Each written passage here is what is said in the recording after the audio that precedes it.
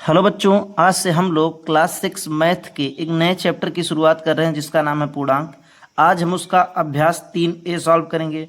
इसमें 10 क्वेश्चन है, पूरा हम एक ही वीडियो में सॉल्व करेंगे और ये चैप्टर आपकी परीक्षा के लिए बहुत इंपॉर्टेंट है, इसलिए इसे आप एंड तक जरूर देखिए और मेरे साथ सॉल्व करने की कोशिश करिए। पहला क्वेश्चन है, निम्नांकित सारणियों में रिक्त स्थानों की पूर्ति के लिए सारणी के नीचे 4 विकल्प दिए गए हैं, जिनमें से केवल एक ही विकल्प सही है। सही विकल्प चुनकर रिक्त स्थान की पूर्ति कीजिए। तो मैं यहाँ आपको बता रहा हूँ, कॉपी पे नहीं ले चलूँगा। देखिए, यहाँ प्लस का 19 है, यहाँ माइनस का 19 है, यहाँ प्लस का 23 है, यहाँ माइनस का 23 है, यहाँ प्लस का 25 है, यहाँ माइनस का 25 है, यहाँ प्लस का 29 है, यहाँ माइनस का 29 है। ठीक है, तो सेम इसमें भी ऐसे करना है। यहाँ प्लस का 7 है तो यहाँ माइनस का 7, यहाँ प्लस का 11 तो यहाँ माइनस का 11, यहाँ प्लस का 13 तो यहाँ माइनस का 13। अब माइनस का 13 कहाँ आंसर में, तो सेकेंड ऑप्शन सही हो जाएगा। ठीक है, तो ये जो दूसरा ऑप्शन है ये सही हो गया, आप इसे टिक लगा लेंगे। अगला है, यहाँ देखिए, यहाँ -7 तो यहाँ +7, यहाँ +25 तो यहाँ -25, यहाँ -13 तो यहाँ +13 और यहाँ +31 तो यहाँ -31। यानी एक अंक छोड़ के उसका प्लस या माइनस रहेगा। तो यहाँ प्लस का 5 तो यहाँ माइनस का 5, यहाँ माइनस का 8 तो यहाँ प्लस का 8, यहाँ प्लस का 11 तो यहाँ माइनस का 11, तो यहाँ माइनस का 14 तो यहाँ प्लस का 14 और प्लस का 14 ये तीसरा ऑप्शन है, तो यहाँ पर ये सही हो जाएगा। तो आई होप आप ये दोनों क्वेश्चन समझ गए होंगे। चलिए तीसरा क्वेश्चन देखते हैं। तीसरा क्वेश्चन है, निम्नांकित को पूर्णांक के रूप में लिखिए। पूर्णांक के रूप में लिखना है, 4-5 क्वेश्चन मिला है। पूरब को धन दिशा तथा समुद्र तल से ऊंचाई को धन दिशा मानिए। ठीक है, तो चलिए इसे कॉपी पे सॉल्व करते हैं। तो सवाल में हमको बोला था कि पूरब को धन दिशा मानना है और समुद्र तल से ऊंचाई की दिशा को भी धन में मानना है। तो चलिए इसको देखते हैं। इसमें फर्स्ट क्वेश्चन है कि 0 से नीचे 4 डिग्री सेल्सियस का तापमान है। तो 0 से नीचे कह रहा है, तो 0 से नीचे क्या होगा, -1, -2, -3, -4। तो लिख लेंगे -4 डिग्री सेल्सियस, पहले में -4 डिग्री सेल्सियस। दूसरा कह रहा है 7 कदम पूरब, तो 7 कदम पूरब यानी धन की दिशा में बोल रहा है, तो +7 लिख लेंगे। क्या लिख लेंगे, +7 लिख लेंगे। अगला कह रहा है 3 रुपये 28 पैसे की हानि, तो ये नुकसान हुआ है, तो नुकसान हुआ तो लिखेंगे -3 रुपया 28 पैसा। ठीक है, 18 मीटर पश्चिम का विस्थापन, तो पूरब में धनात्मक है, पश्चिम में ऋणात्मक है, तो लिखेंगे -18 मीटर, क्योंकि पूरब धनात्मक है ना। फिर कह रहा है समुद्र तल से 1000 मीटर की ऊंचाई, समुद्र तल से 1000 मीटर की ऊंचाई यानी ये प्लस की बात हो रही, तो ये +1000 मीटर हो जाएगा। तो यहाँ पर तीसरा क्वेश्चन आपका हो गया। चलिए देखते हैं चौथा क्वेश्चन। फोर्थ क्वेश्चन है, निम्नांकित पूर्णांकों के योगात्मक प्रतिलोम लिखिए। चलिए लिखते हैं। तो योगात्मक प्रतिलोम क्या होता है बच्चों, जो भी हमको संख्या मिले उसके साथ किस संख्या को जोड़ दें या घटा दें कि 0 हो जाए, यही इसका योगात्मक प्रतिलोम होता है। जैसे यहाँ प्लस का 9 है, तो इसके साथ अगर हम माइनस का 9 कर दें तो 0 आ जाएगा। इसका मतलब +9 का योगात्मक प्रतिलोम -9 है और यही हमारा आंसर हो जाएगा। यहाँ -21 है, इसके साथ कौन सा चीज़ जोड़ दें या घटा दें कि 0 हो जाए, तो इसमें अगर हम 21 जोड़ दें तो प्लस का 21 माइनस का 21 घट के 0 हो जाएगा। इसका मतलब -21 का योगात्मक प्रतिलोम प्लस का 21 है। ठीक है, प्लस का 21, और ये हमारा आंसर हो जाएगा। अगला है प्लस का 39, तो 39 के साथ क्या जोड़ दें या क्या घटा दें कि 0 हो जाए, तो प्लस का 39 है तो इसमें से 39 घटा दें, तो 39 में से 39 जाएगा, 0 हो जाएगा। इसका मतलब +39 का योगात्मक प्रतिलोम -39 है और यही इसका आंसर हो जाएगा। ठीक है, ऐसे ही माइनस का 41 है, तो इसके साथ क्या जोड़ दें या क्या घटा दें कि 0 हो जाए, तो इसके साथ प्लस का 41 घटा दें तो 41 में से 41 जाएगा, 0 हो जाएगा। इसका मतलब -41 का योगात्मक प्रतिलोम प्लस का 41 होगा। ठीक है, ये हमारा आंसर हो गया। इसी में एक और क्वेश्चन है +91। ठीक है, लास्ट क्वेश्चन है +91। तो लिखेंगे इसके साथ क्या जोड़ दें या क्या घटा दें कि 0 हो जाए, तो इसमें से अगर हम -91 घटा दें तो ये 0 हो जाएगा। इसका मतलब +91 का योगात्मक प्रतिलोम -91 होगा और यही आंसर हो जाएगा। ठीक है, चलिए फिफ्थ क्वेश्चन देखते हैं। फिफ्थ क्वेश्चन है, संख्या रेखा खींचिए। हमको एक संख्या रेखा खींचना है, उस पर निम्नांकित पूर्णांकों को प्रदर्शित करना है। तो ये जो पूर्णांक है +4 -9 +7, इसको हमें प्रदर्शित करना है। चलिए करते हैं। पांचवें क्वेश्चन के लिए संख्या रेखा तो मैं बना लिया हूँ। अब इसमें बोला है कि हमको +4 -9 +7 इन सबको मेंशन करना है। तो पहले माइनस की तरफ है तो मैं माइनस की तरफ कर लेता हूँ। वैसे चाहूँ तो मैं बीच में 0 से कर सकता हूँ, लेकिन यहाँ पर -9 -8 -7 -6 -5 -4 -3 -2 -1 0। ऐसा मैं इसलिए किया हूँ बच्चों क्योंकि इसमें एक क्वेश्चन -9 है, तो हमको -9 तक जाना है। इधर देखते हैं कहाँ तक जा रहा है। 1 2 3 4 5 6 और देखिए यहाँ तक भी हमें लेना पड़ेगा 7, क्योंकि एक संख्या 7 भी है। ठीक है, अब इसमें कह रहा है कि +4 को दर्शाइए, तो +4 यहाँ पर है, तो ऐसे ही इसको थोड़ा हाईलाइट कर देंगे। हाईलाइट का मतलब आप लोग समझ रहे होंगे, ये जो 4 वाला है इसको थोड़ा हाईलाइट कर देंगे, इसको थोड़ा ऐसे मोटा बना देंगे। और 4 वाला का वाला है ना, तो यहाँ पर ऐसे लिख देंगे कि ये का वाला है। ठीक है, ये +4 हम प्रदर्शित कर दिए। अब दूसरा कह रहा है कि -9, तो -9 यहाँ पर है, इसको भी थोड़ा हाईलाइट कर दे रहे हैं। और ये कौन सा है, ये खा वाला है, तो ऐसे लिख देंगे खा। ठीक है, और तीसरा है +7, तो +7 यहाँ पर है, इसको भी थोड़ा हाईलाइट करेंगे और ये हो जाएगा गा +7। अब चौथा है -3, तो -3 को हाईलाइट करेंगे, थोड़ा सा हाईलाइट कर दिया और यहाँ लिख दिए घा, ये घा है। और अंगा क्या है -6, तो -6 को ऐसे थोड़ा सा हाईलाइट किए। ठीक है, ऐसे हाईलाइट किए और लिख दिए यहाँ अंगा। तो यहाँ पर हमारा 5th क्वेश्चन हो गया, संख्या रेखा पर हम लोग डिनोट कर दिए। चलिए देखते हैं 6th क्वेश्चन। छठा क्वेश्चन है, पूर्णांकों को ऊर्ध्वाधर संख्या रेखा पर भी दिखा सकते हैं। ऊर्ध्वाधर का मतलब होता है खड़ी रेखा। ठीक है, और जो ऐसे सीधी रेखा होती है उसे क्षैतिज रेखा कहते हैं। जैसे ये क्षैतिज है और ये ऊर्ध्वाधर है, दिखा सकते हैं। जिस पर ऊपर की दिशा को धनात्मक, यानी 0 से यहाँ 0 है, इसके ऊपर की दिशा को धनात्मक तथा नीचे की दिशा को ऋणात्मक माना जाता है। तो नीचे की जो दिशा है वो ऋणात्मक है। पार्श्वांकित संख्या रेखा देखिए, यानी यहाँ जो बनाया गया इस संख्या रेखा को देखिए और निम्नांकित प्रश्नों के उत्तर दीजिए, और जो जो प्रश्न है उसके उत्तर देना है। तो कह रहा है कि ए बिंदु +7 है, कौन सा बिंदु -7 होगा। ये +7 है तो कौन सा -7 होगा। तो इधर 1 2 3 4 5 6 7 ऊपर का गिने हैं तो 7 गया, तो यहाँ 0 के बाद फिर गिनेंगे, देखेंगे कहाँ तक जा रहा है 7। 1 2 3 4 5 6 7, यानी -7 ई बिंदु होगा। तो पहले के आंसर में आप लोग ई लिख लीजिए, मैं यहाँ लिखूंगा नहीं क्योंकि कॉपी बुक बेकार हो जाएगा। ठीक है, मैं पेन लिया हूँ, पेंसिल नहीं लिया हूँ, तो आप पहले वाले में ई भर लीजिए। ठीक है, दूसरा है बिंदु बी किस पूर्णांक को निरूपित करता है।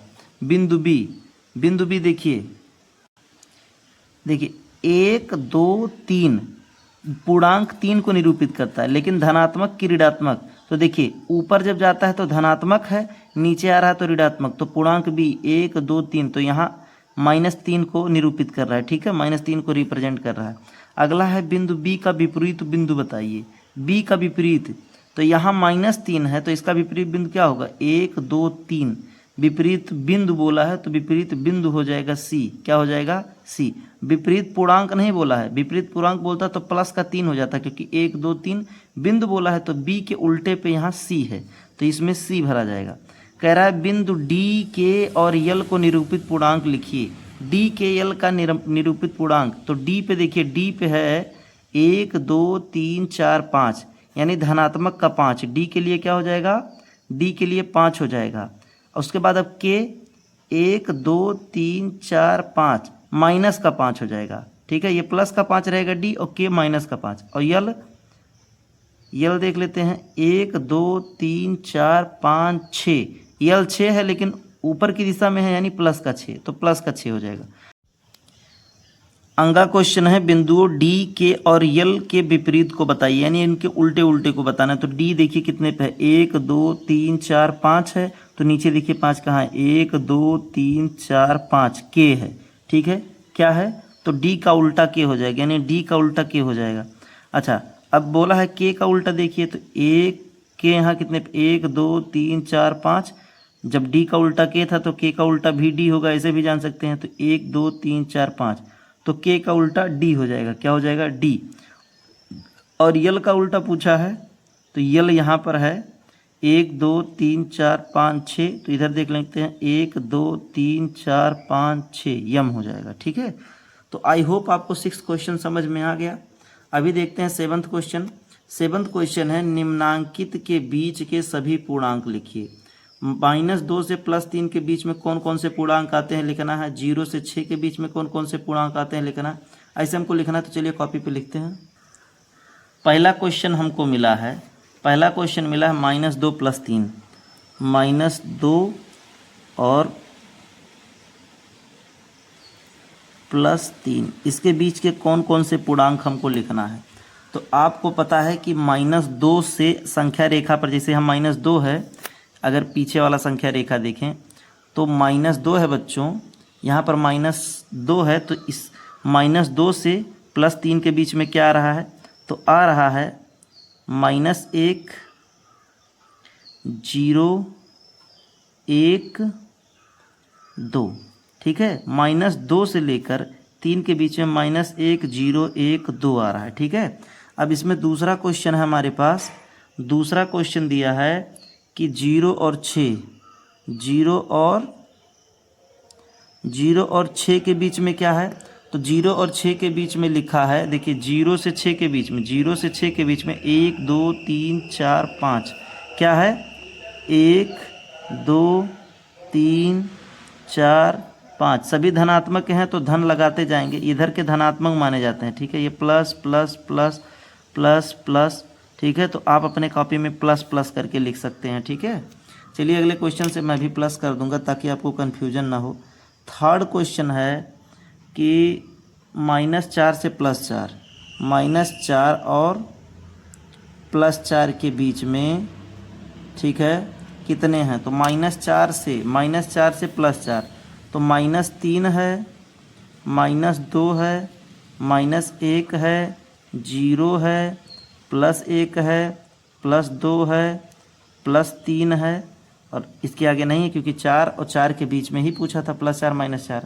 ठीक है, अभी हम लोग 4th क्वेश्चन देखते हैं। 4th क्वेश्चन है -5 + 2, -5 और +2, तो क्या करेंगे, -5 के बाद देखते हैं क्या है, -4, -3, -2, -1, 0 और प्लस का 1, उसके बाद 2 है ही। ठीक है, इसके बाद 6th क्वेश्चन देखते हैं। 6th क्वेश्चन दिया है -3 + 5, -3 और +5। ठीक है, -3 और +5, तो ये हो जाएगा -2, -1 0 1 2 3 4 5 यहाँ है ही। ठीक है, अभी हम लोग 7th देख लेते हैं, यही लास्ट है इस क्वेश्चन का। -8 और -4, हाँ ठीक है प्यारे बच्चों, -8 और प्लस का 4, यही सवाल हमको दिया है, तो इसको लिखेंगे -7 -6 -5 -4 -3 -2 -1 0 प्लस का 1 प्लस का 2 और प्लस का 3। ठीक है, तो यहाँ पर हमारा छठा क्वेश्चन ख़त्म हो गया। सॉरी, छठा नहीं था, ये 7वां क्वेश्चन था। छठा क्वेश्चन तो मैं आपको बुक में ही कराया हूँ, 7th क्वेश्चन था। अभी देखते हैं हम लोग 8 नंबर क्वेश्चन। 8 क्वेश्चन है निम्नांकित संख्या रेखा देखिए, यानी जो नीचे संख्या रेखा इसे देखना है। इनकी सहायता से निम्नांकित पूर्णांकों के जोड़ों के बीच के पूर्णांकों को आरोही यानी बढ़ते क्रम में लिखना है। ठीक है, बढ़ते क्रम में लिखना है। जैसे 2 है 5 है, तो इनके जोड़ों के बीच में जो संख्याएं हैं उसको बढ़ते क्रम में, जैसे 2 और 5 के बीच में क्या है, 3 और 4 है। ठीक है, ऐसे ही -4 और 0 है, तो -4 के बाद बढ़ता क्रम क्या है, -3 है, फिर -2 है, फिर -1 है, तो ये तीनों बढ़ते क्रम में आ जाएंगे। किस में आ जाएंगे, तो चलिए कॉपी पे एक एक करके आपको बताते हैं ताकि कन्फ्यूजन ना हो। देखिए 8 वाला क्वेश्चन जो हमको मिला है, इसको आरोही क्रम में बोला, और आरोही का मतलब आप लोग समझ रहे होंगे। समझिए, हमको संख्या रेखा मिला है, संख्या रेखा हम बनाए नहीं हैं, 1 मिनट रुक जाइए हम बना लें। बच्चों ये रहा हमारे पास संख्या रेखा। अब इसके अंतर्गत फर्स्ट क्वेश्चन है, 8 वाले का फर्स्ट क्वेश्चन है जिसको का नाम दिया है। ये है 2,5, इनके बीच का आरोही क्रम लिखना है। तो 2 के बाद 3 और 4 आता है तब 5 आता है, तो लिख देंगे 3 और 4। अभी खा क्वेश्चन देखते हैं। खा क्वेश्चन हमको मिला है -4 और 0। तो -4 के बाद आरोही क्रम में क्या आता है? देखिए एक बात तो आपको पता रहना चाहिए, आप 6 में हैं, कि -4 छोटा है और -3 बड़ा है, और छोटे से बड़े की तरफ जाते हैं। तो -3 -2 -1, -3 -2 -1, ठीक है। अभी गा क्वेश्चन देखते हैं। गा क्वेश्चन हमको मिला है 3,8, इसको आरोही क्रम में यानी बढ़ते क्रम में लिखना है। तो 4 5 6 7, ठीक है। अब घा देख लेते हैं। घा प्रश्न है हमारे पास 0,4, तो इसका आरोही क्रम क्या होगा? 1 2 3, क्या होगा? 1 2 3। अभी अंगा प्रश्न देख लेते हैं। अंगा प्रश्न इसका, तो अंगा प्रश्न है -5 -2, -5 -2, तो ये हो जाएगा -4 -3, ठीक है। उसके बाद -2 है ही। अंगा के बाद चा प्रश्न है -1, 4, तो -1 से बढ़ते क्रम 0 1 2 3 जाएगा, क्या होगा? 0 1 2 3। तो आई होप आपको 8 नंबर क्वेश्चन भी अच्छे से समझ में आ गया है। अगर आपको किसी क्वेश्चन में दिक्कत हो रहा है तो बताइए। अभी 9 देखते हैं। 9th क्वेश्चन इस पूरे अभ्यास का सबसे इजी क्वेश्चन मुझे लगता है। इसमें बोला है कि निम्नांकित के मान बताइए। तो देखिए ये सभी, देखिए निरपेक्ष मान इसका निकालना है, जिसको अंग्रेजी में एब्सोल्यूट वैल्यू कहते हैं, ठीक है। बहुत ईजी है, चलिए बता रहा हूँ कैसे निकालना है। तो ये हमारे पास का क्वेश्चन है, ठीक है। का क्वेश्चन है तो क्या करना है, इसमें -13 है, इसका निरपेक्ष मान निकालना है। तो मैं एक चीज़ आपको बता दे रहा हूँ, अभी जान लीजिए। निरपेक्ष के अंदर यानी जो ये एब्सोल्यूट का चिन्ह है, इसके अंदर कोई भी संख्या प्लस का हो या माइनस का हो, बाहर निकलने पर प्लस का ही होता है। यानी -13 का निरपेक्ष मान 13 होगा, क्या होगा? 13। ऐसे ही अंदर प्लस की संख्या हो, चाहे बाहर अंदर प्लस की हो या माइनस की, बाहर वो प्लस की ही निकलेगा, तो इसका मान हो जाएगा 12। अंदर चाहे माइनस हो या प्लस हो, बाहर वो प्लस का ही निकलेगा, तो इसका आंसर हो जाएगा 37। अब ये एक जीरो के साथ आपको सोचना होगा कि जीरो चाहे प्लस का रहे चाहे माइनस का रहे, निकलेगा बाहर तो जीरो ही होगा। और एक चीज़ और बता दे रहा हूँ, जीरो कभी ऋणात्मक होता नहीं है। अंदर चाहे प्लस की संख्या हो चाहे माइनस की, निकालते समय प्लस, तो प्लस का 47 कर देंगे। अंदर चाहे प्लस हो या माइनस हो, निकालते समय प्लस। तो ये बहुत ईजी था, ठीक है। यानी इसके अंदर चाहे जो संख्या हो, बाहर निकलने के बाद प्लस ही होगा। चलिए 10वां क्वेश्चन देखते हैं। 10वें क्वेश्चन में दिया है, अपनी अभ्यास पुस्तिका में सत्य असत्य कथन की पहचान कर लिखिए। कह रहा है सबसे छोटा पूर्णांक 0 है, तो ये सत्य है, क्योंकि पूर्णांक संख्या किसे कहते हैं? प्राकृतिक संख्याओं के साथ अगर हम 0 जोड़ लें तो उसे पूर्णांक संख्या कहते हैं, या ऐसे कहते हैं 0 से लेकर अनंत तक की सभी संख्याएं पूर्णांक कहलाती हैं। तो सबसे छोटा तो 0 ही है, तो पहला कथन सत्य हो गया। दूसरा कह रहा है 0 का विपरीत नहीं होता है, तो ये कथन हो गया है सत्य, क्योंकि 0 का सच में कोई विपरीत नहीं होता है। 0 एक उदासीन संख्या है, यह न धनात्मक होती है न ऋणात्मक होती है, ठीक है। अगला है -17 की तरफ बड़े का चिन्ह लगाया है -5 से, कह रहा है -17 बड़ा है, ठीक है। तो ये असत्य है।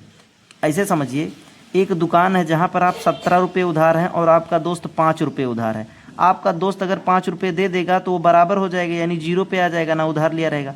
लेकिन अगर आप 17 रुपये किसी का उधार हैं और 5 रुपया दे भी दिए, तब भी तो अभी 12 रुपये उधार हैं। एक बात अपने दिमाग में बिठा के चलिए कि धनात्मक में जो संख्या बड़ी होती है वो बड़ी होती है, ऋणात्मक में जो संख्या जितने बड़ी होगी वो उतने छोटी होगी। जैसे अगर -5 दिया है, -100 दिया है, तो -5 जो है वो बड़ा है, -100 क्या है? छोटा है, ठीक है कि नहीं। 100 देख के हम लोग कह दिए अरे यही तो ये बड़ा है, ठीक है, कि -100 बड़ा है। तो ये कथन हम आपको बता दिए, ये असत्य है, ठीक है। एक धनात्मक पूर्णांक अपने योगात्मक प्रतिलोम से बड़ा होता है। एक धनात्मक पूर्णांक अपने योगात्मक प्रतिलोम से बड़ा होता है, ये कथन एकदम सत्य है। जैसे एक धनात्मक पूर्णांक मान लिया हम ले रहे हैं 14, तो 14 का योगात्मक प्रतिलोम -14 होगा, क्योंकि योगात्मक प्रतिलोम का मतलब होता है उस संख्या को जीरो करना। तो जो धनात्मक पूर्णांक है वो अपने योगात्मक प्रतिलोम से बड़ा नहीं रहेगा। अगर प्लस का 14 है तो जब हम उसका योगात्मक प्रतिलोम लेंगे तो माइनस का 14 आएगा, तो प्लस का 14 तो हमेशा -14 से बड़ा रहेगा ना। अंगा है यानी ये सत्य है, ठीक है, फोर्थ वाला सत्य रहेगा, जाने रहिएगा।